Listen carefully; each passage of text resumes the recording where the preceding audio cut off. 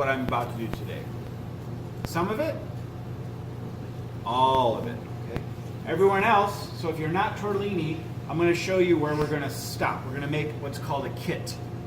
Listen carefully. Okay. Would you mind grabbing two quart Cambros with lids? Sure. Thanks. A kit. Making a kit is very important.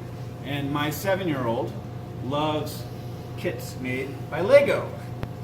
Right? Lego is the brilliant kit maker. Right? He just got, what did he get? We just made something from, oh gosh, what's it called? It's also a video game. Minecraft. Minecraft? Oh gosh, he's like hooked. I'm like, oh, we lost him. But he did a Minecraft Lego set. Right? It had 5 different bags. Grazie. 5 different bags labeled 1, 2, 3, 4, 5. 5 different books of how to put the Legos together. He could do that blindfolded now because we taught him how to work the kit.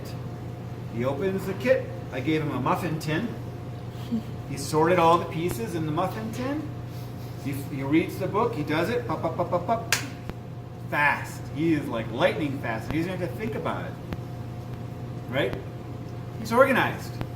I'm trying to teach him at a young age how to be organized. So if you ever want to come over and do Legos with us, just let me know. We'll do some Legos. We have one set up for this weekend too. We're going to Death Star or something. But no, that's the big one. That's when he turns 16. But the point is, that is kind of the concept of a kit.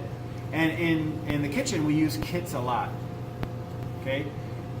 The grounding principle of making a kit in the kitchen is, if you have time to move a project forward, do it, as long as it doesn't sacrifice quality. If you have time in the kitchen to move a project forward, do it, as long as it doesn't sacrifice quality. So that's how you would measure, should I do this or not? Do I want to make pasta dough today and leave it in the refrigerator? No, it's going to be spotty and dark by the time you use it. But if I freeze it, that'll be fine. Which tortellini, that's what we're going to do for you. Okay. So I'll walk you through how we do that. So pasta starts with a good recipe. This recipe for this dough I've been working on for about 15 years. It's a good recipe. So if you want a pasta dough recipe, just keep this one, take a picture of it, put it somewhere, and keep it. Because you can do lasagna noodles, you can do long noodles, you can do raviolis, tortellinis, whatever you want. It's a really good pasta dough recipe. So let me walk you through it. You're going to take the big bowl. Okay? You're going to take 10 ounces of all-purpose flour, put it in the bowl. 10 ounces of semolina flour. This is a hard winter wheat. Wonderful. It's not pronounced salmonella. That would be awful. Can you imagine that, Nate? Let me have some salmonella flour. Yeah. Okay. And then 2 teaspoons of salt. So that's your drying. This is very easy. This is not rocket science. Then you're going to combine it.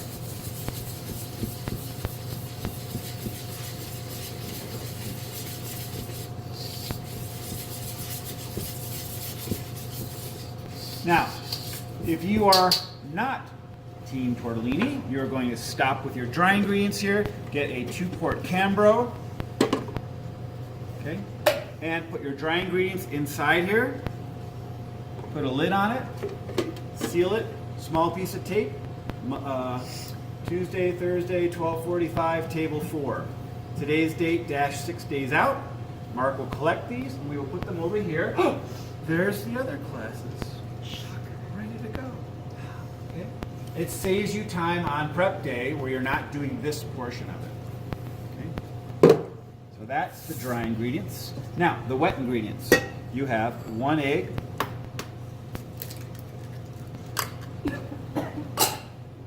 5 egg yolks,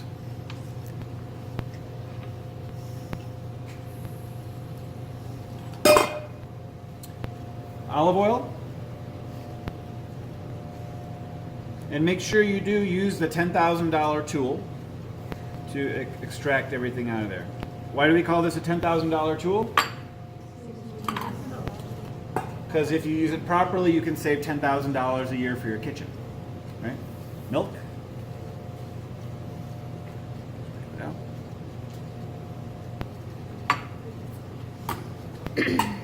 And water.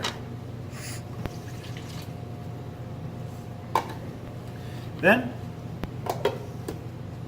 as another aside, make sure when you bring stuff back, you take the tape off before you put it on the rack. I mean, that seems silly to say, but some of you still leave it on there for whatever horrible reason or another. But don't do that. Then, whisk.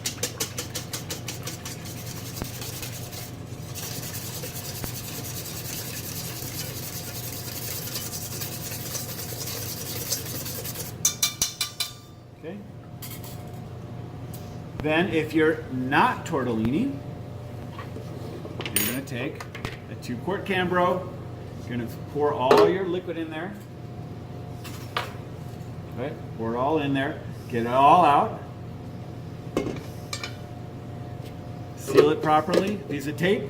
Tuesday, Thursday, 12:45, table 4. Today's date, 6 days out. Give it to Mark, and he will put them in the refrigerator for you. Okay. So that's everybody who's not tortellini. That's what you're doing for your dough today. Okay. Tortellini, you're going to continue here. Everybody else, you will do this on Tuesday. So tortellini, you don't even need to worry about these. Just go stick them right in the bowls. If you have these on Tuesday, put this in here. You can just leave your liquid in here, but put your dry ingredients in the big bowl. Okay? And then can everybody go like this? And then go ee. Now you're temporarily Italian. Okay, it lasts for about 6 hours, so sorry about that if you're okay.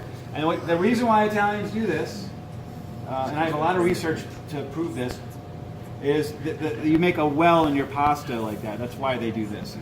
It's to make a well in the pasta. So you make a little hole in the middle, just like that, simple. And then you pour all of your liquid in the middle.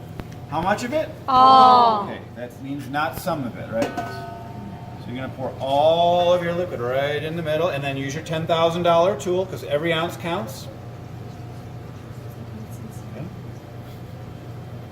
And notice how I'm working, right? I'm nesting my things here. I'm working very organized, right? Everything has a reason where it's going, okay?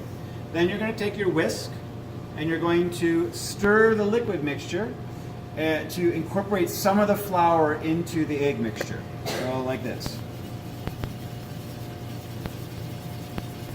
And what do you notice is happening on the sides? Look closely. What's happening? What's the liquid doing? Slowly grabbing It's slowly grabbing the sides. It's kind of like what's happening in California right now. the erosion. Right? Thank you. So that's why we live in Flagstaff. We're going to be beachfront property in about 10 years. With an ocean view? With an ocean view. Okay. You guys can stay at our house if you want. So you do this. How long do you do this? Well, you do this until the whisk becomes useless. Or a little before then. Because what you don't want to do is get this thing all gunked up with the hard mixture. You want to stop while it's still a little liquid. It should look kind of like a thick pancake batter.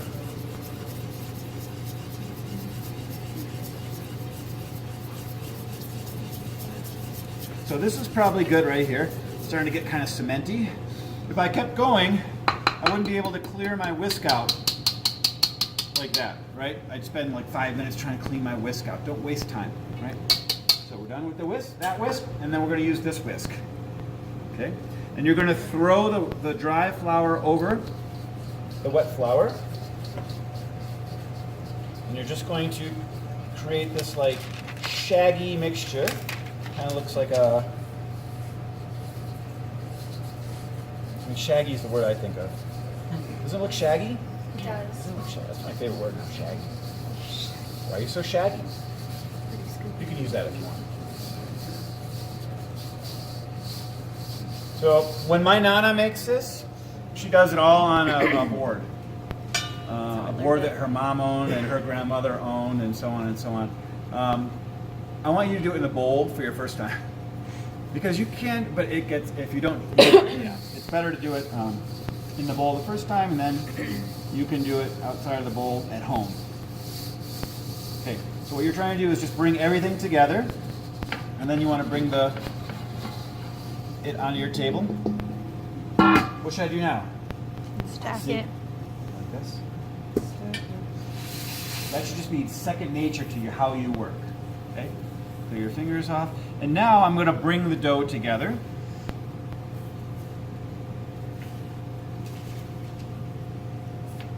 So all I'm doing is bringing the dough together. And then I'm going to adjust the hydration. How much liquid is in there? If it's too wet or too dry. So I'm not really working the dough yet. I'm just bringing all the ingredients together. Is this on our tabletop, or do you want us This- on any sort of surface? Nope, this can be right on your tabletop. Grazie. You know what I think I might need is a little bit of flour, not water. I think it's right over here. Oh yeah.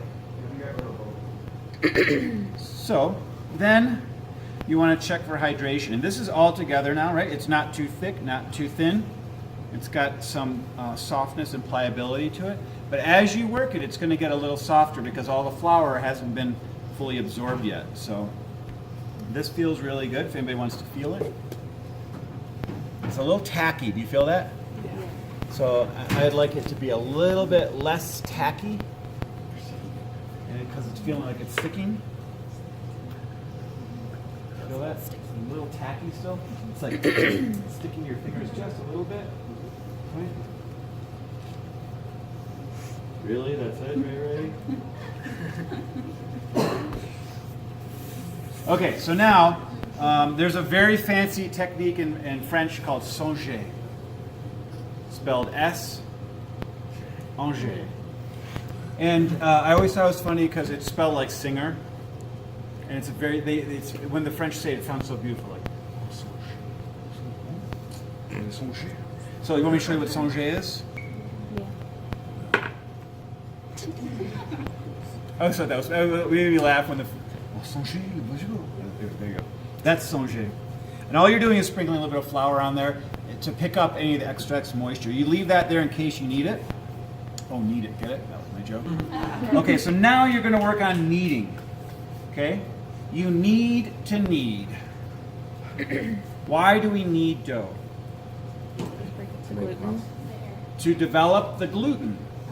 Gluten is a protein in here that is developed from gliadine and glutenine. When those two are combined with liquid and either time or agitation, gluten is developed.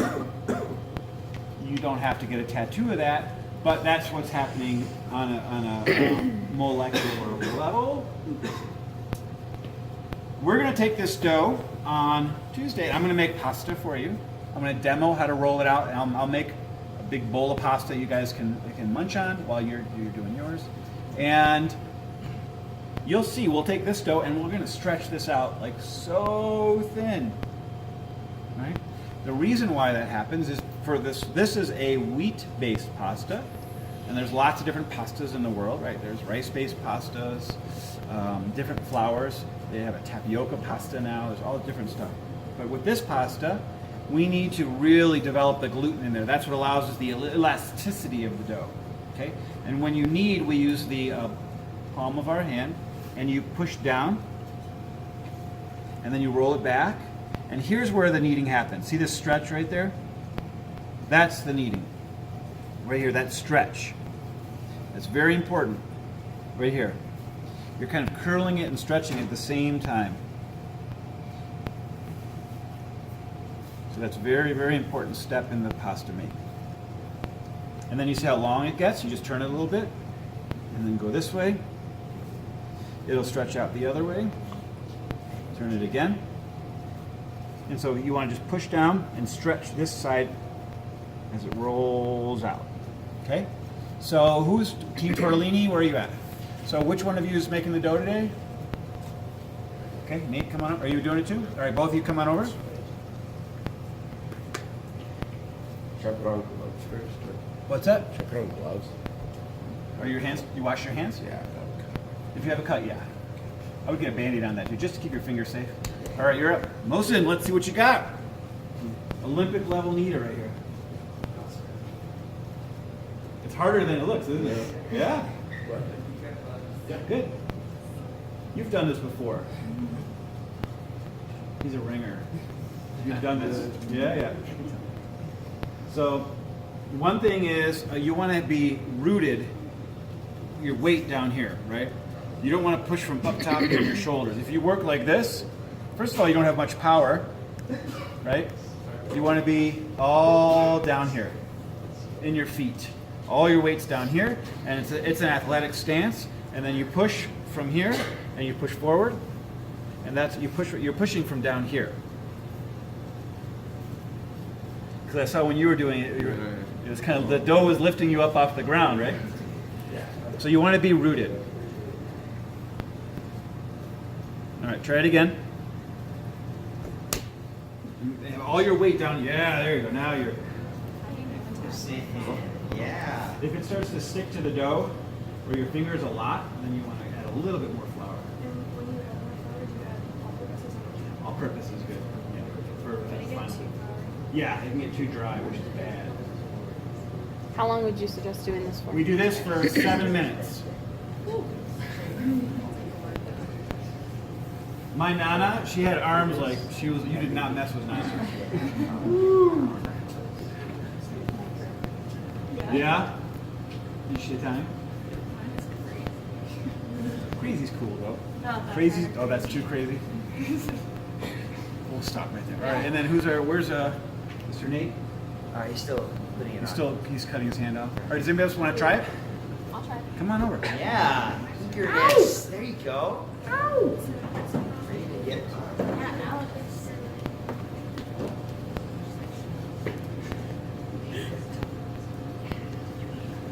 No, love. Your Love. sweater's getting Tough luck. into it. Nobody else concerned? Just me. So another thing, when you make pasta, this is a really good second date thing. Okay? So if you're on a date, and your second date, and you invite them to your place, if you trust them, and then you say, we're going to make pasta tonight, and see how they work with you. Can they follow directions? Are they trying to work on the same team? Or are they trying to do their own thing? You will get a good sense of what that person is like if you make pasta with them. There you go. It's easy enough. But, this is, when I worked for Ritz, we used to do this a lot with companies that wanted to learn the Ritz-Carlton way. We would do pasta and see how they work together. And we would videotape them, and it was so funny. Because sometimes you'd have like the CEO trying to, tell everybody what to do. People feel like, and they were like, no. Like, try, like, Give it a shot. yeah, it was fun. But they would just break up into their normal kind of behaviors and express their normal how they work together in making pasta. That's awesome. It's a project. It is a project. All right. Can you see it one more time? It's kind of folding over this way, but I feel like I need it more. Yeah. Let me see you do a couple more.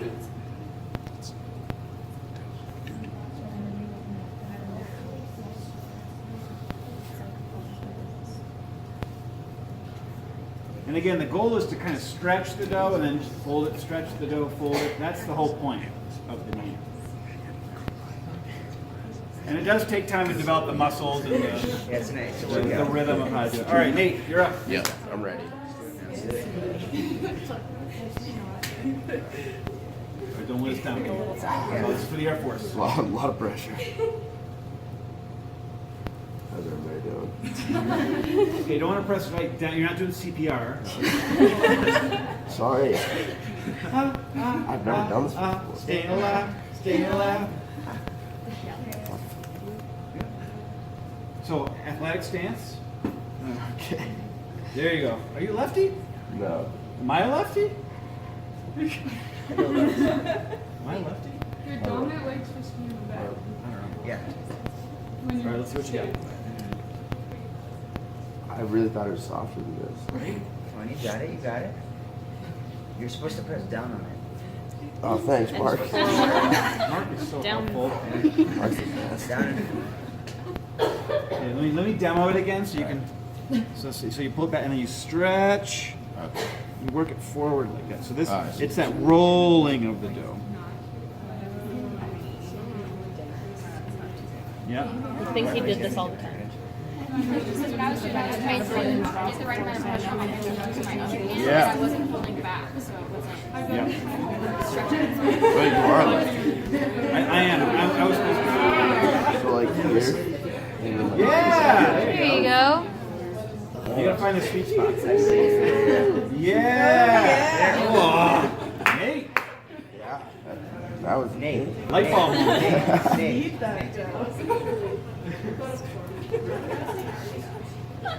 don't know how much better this is going. But I started. That's probably as good as it's gonna get. Yeah. All right, let's give Nate a round of applause. Not sure when to say they're available for. Yeah. So if there's All like right. a rough date or like So two this different dates. gets very tight and tougher to do as you go. So we left the best for Nate. So now we're done. And feel the dough now. Right? It's all bound up and tight. As it relaxes, it will kind of shrink down. Very firm. Okay? You guys want to feel it? Yeah. You can give it a pinch. It's kind of like my son's tushy in the morning. I always pinch his tushy. cervix does this thing. This will make plenty for you guys. Yeah. I mean, this is one serving for me. Sean might be half a serving. Yeah, you're right. But I'm eating all the rice. I want to remake pasta. Where is it? Oh, you're right. Isn't Sakura the ramen place? Look at all the holes in there. So then when you're done, you're going to wrap it up. Yeah, I put it in the dryer at shrunk. You too. Yeah. Oh, sure she is.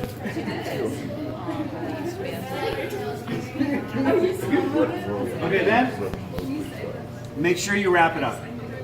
Okay. This, if you're going to use this straight away, you have to let it rest for at least 30 minutes up to 2 hours. It can just sit there because it's going to relax and be much easier to work with. Okay?